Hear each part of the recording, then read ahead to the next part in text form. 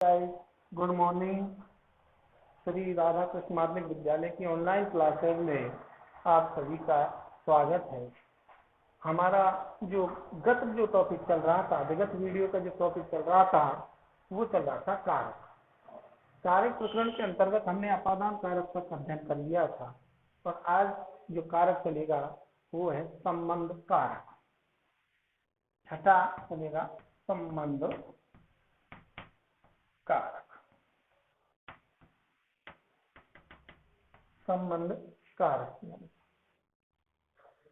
संबंध कारक के कारक जो चिन्ह होते हैं वो होते हैं ना, ने, ने, रा, री, रे, का, की, के। ये जो कारक जो चिन्ह होते हैं संबंध कारक के, ये क्या करते हैं कि किसी संबंध को स्थापित करते हैं, किसी संबंध को स्थापित करते हैं। और जहाँ किसी संबंध, एक संज्ञा का दूसरी संज्ञा से, एक संज्ञा का किसी दूसरी वस्तु से जहाँ संबंध स्थापित हो रहा होता है वहां होता है संबंध कारक। एक बार परिभाषा देख लेते हैं, उसके बाद हम इसको देखेंगे एग्जाम्पल से।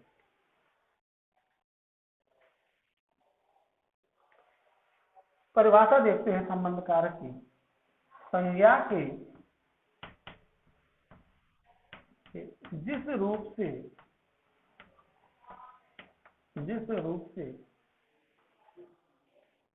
एक वस्तु का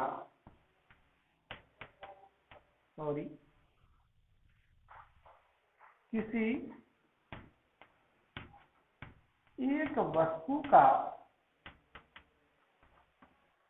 एक वस्तु का दूसरी वस्तु से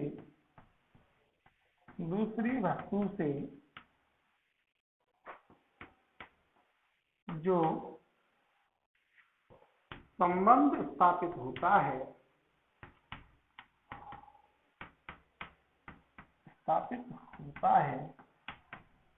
वहां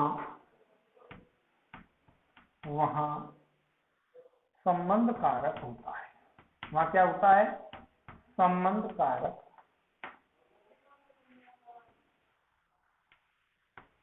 होता है। अर्थात संज्ञा के किसी भी रूप से एक वस्तु का दूसरी वस्तु से कोई संबंध स्थापित किया जा रहा हो, कोई रिश्ता स्थापित किया जा रहा हो, दोनों का कोई मेल स्थापित किया जा रहा हो, तो वहां पर कौन सा कारक होता है? संबंध कारक होता है। सिंपल सी बात है कि संज्ञा के जिस रूप से किसी एक वस्तु का दूसरी वस्तु से संबंध जहां स्थापित किया जा रहा है तो वहां कारक कौन सा होता है? संबंध कारक होता है। एग्जाम्पल देकर के इसको समझने का प्रयास करते हैं। संबंध कारक को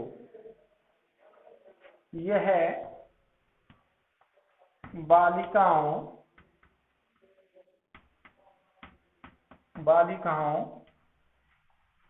का विद्यालय है।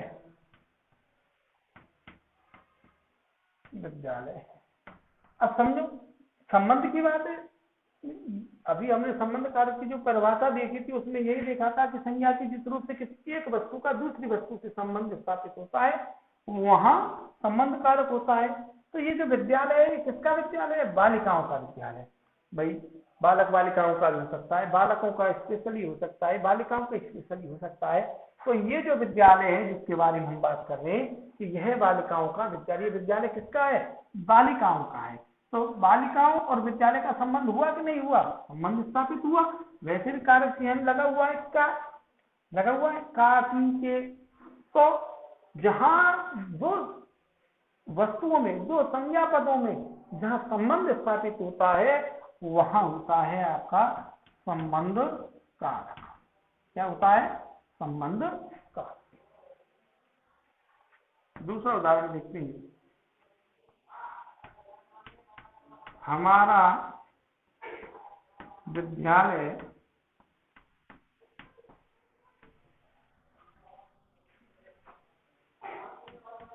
कामबन में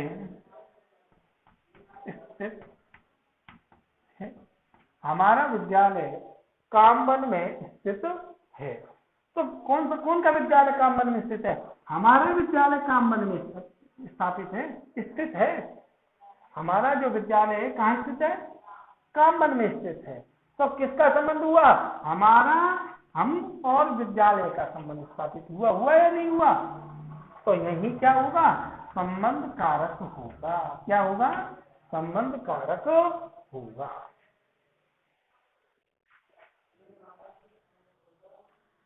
तीसरा उदाहरण,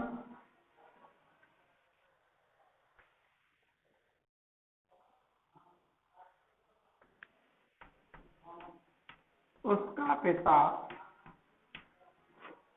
किसान है। उसका पिता किसान है। किसका पिता? उसका पिता, जिसके बारे में हम बात कर रहे हैं। तो जिसके बारे में हम बात कर रहे हैं उसका और इस पिता का क्या संबंध हुआ? पिता पुत्र हुए दोनों। पिता पुत्र हुए नहीं हुए? जिसके बारे में हम बात कर रहे हैं उसका पिता किसान है। तो हमने दोनों का क्या कर दिया? संबंध स्थापित कर दिया। वो एक पिता है, दूसरा क्या है जिसके बारे में हम बात कर रहे हैं? वो उसका पुत्र है। तो जहां संबंध स्थापित होता है वहां क्या होगा? संबंध कारक होगा। क्या होगा? संबंध कारक होगा।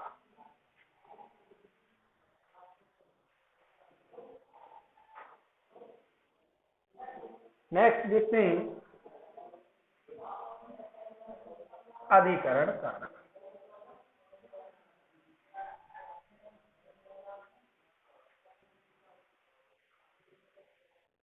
अधिकरण कारक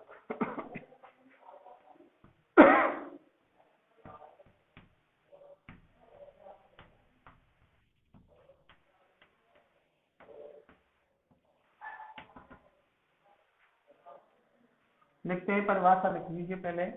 क्रिया के आधार को, क्रिया के आधार को ही अधिकरण कारक कहते हैं।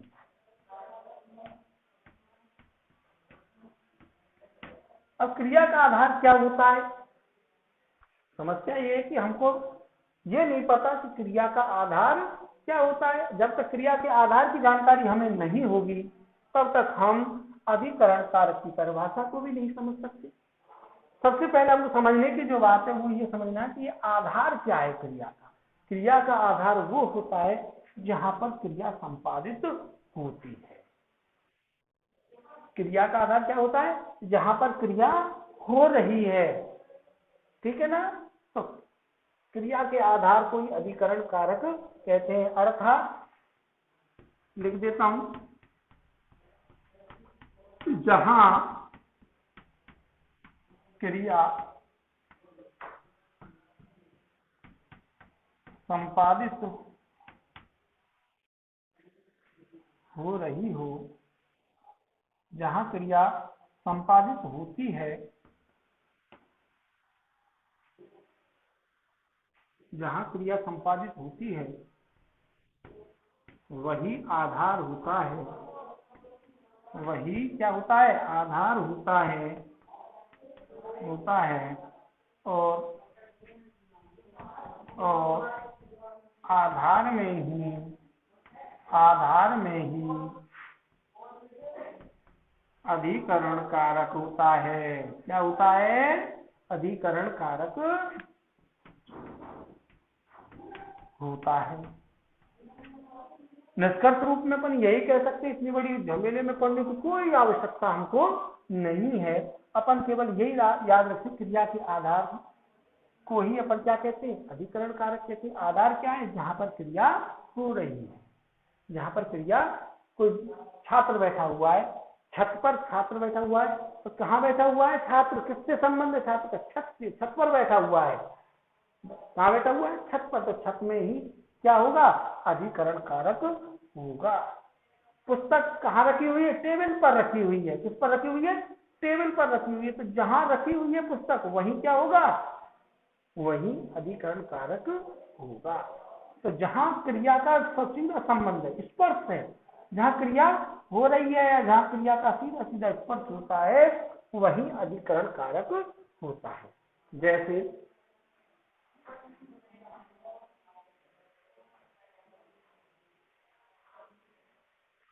अधिकरण कारक के कारक चिन्ह जो होते हैं वो होते हैं मैं और पर। कौन कौन से होते हैं? मैं और पर। देखते हैं, बालक छत पर बैठा है। बालक छत पर बैठा है। दूसरा उदाहरण लेते हैं, मोर डाली पर बैठा है।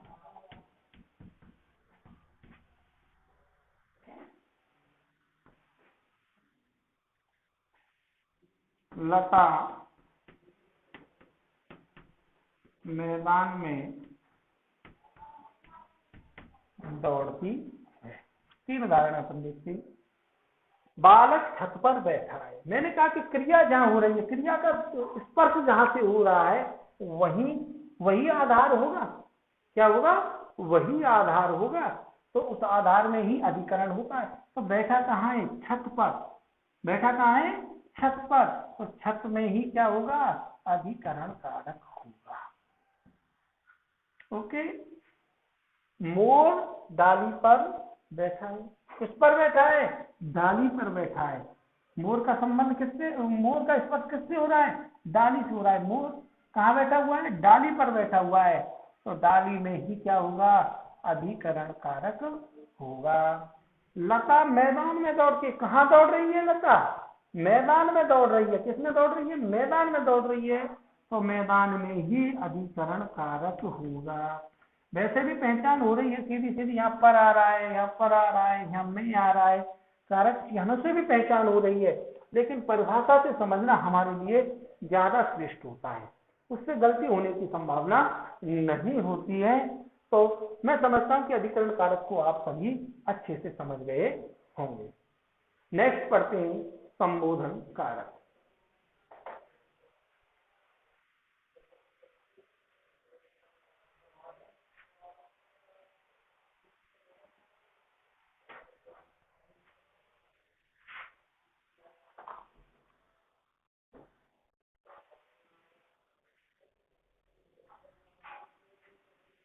आठवां संबोधन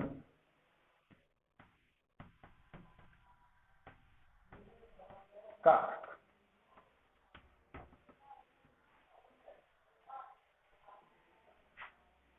संज्ञा के, एक बार परिभाषा देख लेते हैं फिर समझने का प्रयास करेंगे।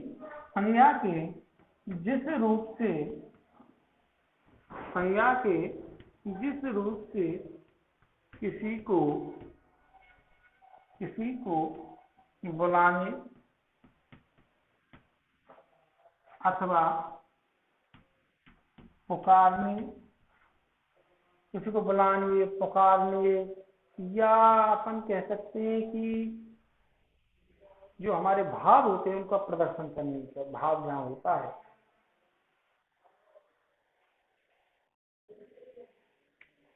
हमारे जो मनोविकार के जो भाव होते हैं उनको, उनका भी प्रदर्शन जहाँ किया जाता है वहां संबोधन कारक होता है।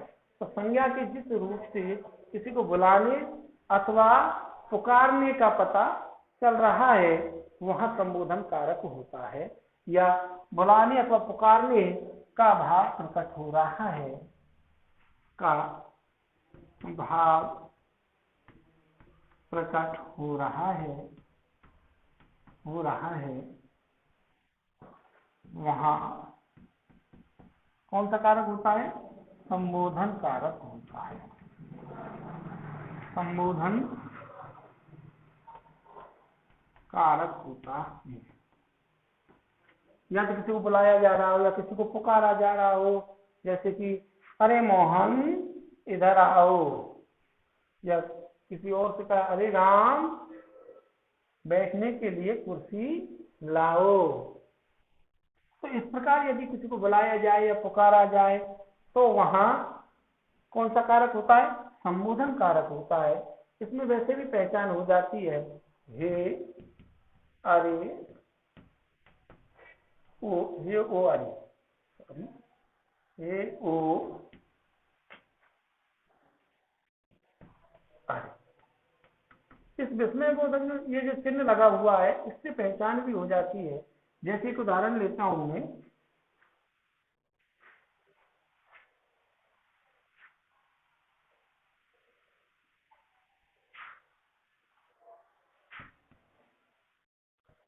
अरे मोहन, रुकिए, सॉरी,